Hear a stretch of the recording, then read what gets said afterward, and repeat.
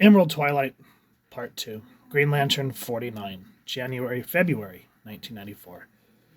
This is one of those iconic covers that you'll see homaged. And I think at one point in history I actually had this t shirt and I'd like to know what the hell happened to it. But seeing that covetous look in Hal's eyes, he is greedily gobbling up all these lantern rings. So let's dive into this and see what's going on. Too bad it had to happen this way. Hal Jordan was by most accounts, the best of the Green Lantern Corps. He served the Guardians with distinction, if not always complete obedience. But a short time ago, he suffered a great personal tragedy. Nearly all he once cherished was reduced to so much cinder and ash. In his brief grief, Hal Jordan became a dangerous man. Now, one thing about this issue is the artwork. The tonal change of the artwork it's a little, what do you call it, off-putting at first because you're used to the first book, but then they changed the artist and you're just kind of like, whoa. But you can still see the change from the Hal Jordan that has heart to just someone that is embittered and angry and hateful and full of rage. The Guardians sought to punish him, strip him of his ring, but their efforts only spurred him to greater defiance. So he set out for Oa, intent on obtaining vast power from the Guardians so that he might recreate all he had lost. Truly a mad errand. It is a heavy, heavy read, especially when you turn the page and just seeing him go and attack people that he would call friends, people he's trained, people that he could have loved. But before we get into all that, this is part 2, the present. Ron Mars writer, Fred Hayes penciler, Romero Tankala and Dennis Kramer doing the inks, Steve Madsen colorist, Albert de Guzman doing the lettering, and there's everyone else working on the book. And to just see everyone kind of all of a sudden taken back by what Hal is doing to them. Save yourself the grief. Get the hell out of my way. Nothing's going to keep me from reaching Noah. Not you, not the Guardians. I cannot allow you to pass, Hal Jordan. I have sworn allegiance to the Guardians, and my honor demands I obey their decrees. Then, you're a fool. They're using you like they used me for so long. She goes, why, Hal Jordan? Why do you fight those who made you what you are? Because what they made me is a slave. And at first the Guardians have no fear. 2814 proves more capable than we had planned. It is as I said, they should be expected. He was always the most resourceful of our Green Lanterns. Ganthet, brothers, please. This squabbling is unseemly for such a trivial matter.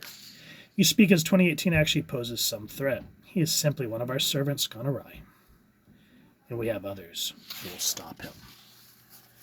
And so we come to Tomar Rue, I believe is this one. Forgive me, Hal. It shames me to wait here in ambush unseen by you, but I must do as I must. And he's trying to speak reason to him. I am their servant, Hal, as you should be. Do not ask me to defy their orders. But even those that he would call a longtime friend does not mean anything to Hal anymore. So he says, this guy, I think his name's Jack Chance or something like that. He goes, so, you're going to pull a gun on me, huh? A gun? You haven't been a Green Lantern very long, have you? You obviously don't have the slightest idea how to handle your ring, Chance. So I'll relieve you of your burden. And again, gorgeous artwork here. The gauntlet that Hal has to run through. And each way you can see his facial expressions changing more and more as he starts to steal all the Green Lantern rings, making himself that much more powerful. Not even caring that he's going against people that he has trained from the ground up. I am a warrior. This ring is my weapon. I earned it. Yeah, I kind of thought so. And yet, even though he trained her, he brings her down to nothing. Who could have foreseen in their wildest imagination? Of all the Green Lanterns, all the protectors of the universe, it is their brightest who turns rogue. And it's in this moment that the Guardians finally hesitate and realize that Hal Jordan is actually a threat. Your plan is unthinkable. It would pave our way to ruin. They decide in their last moments to do a last-ditch effort. My plan is the only chance we have of preserving ourselves, and you know it. I know nothing of the sort. Other suggestions, Jen? Very well. Let us make ready. In the final battle of the book, mentor against mentee. Even Hal says, you're running out of fodder to send against me, Guardians. It's coming down to just us, and I'm coming for you, Masters. And he even tells Kilowog, you taught me how to be a warrior. I'm sorry.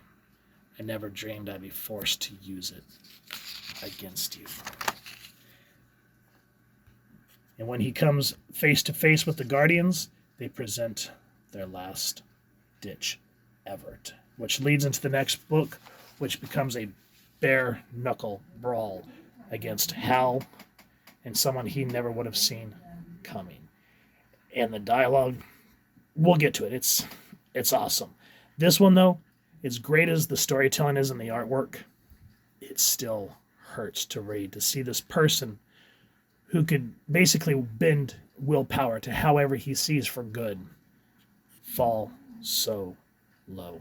And because of the price of what happened, we can understand, but at the same time, yeah, it sends all sorts of mixed emotions through you as you see what Hal Jordan has done. So if you've enjoyed what you've seen, please first and foremost support your local comic shop or wherever it is that to get your comics and action figures. Get this series. And if you've enjoyed this review, I really would appreciate taking a moment to like, share, and subscribe. Helps the channel more than you could possibly know. And if you mind hitting that fancy little OA bell next to subscribe, that way as I continue to upload content, you guys get notified. Come to the channel, and I love talking with y'all and hearing your thoughts and feedback down in the comments below or the socials, which I'll make sure that the links down in the description. So with all that said, hope y'all continue to have an absolutely amazing day reading, and happy hunting, everyone.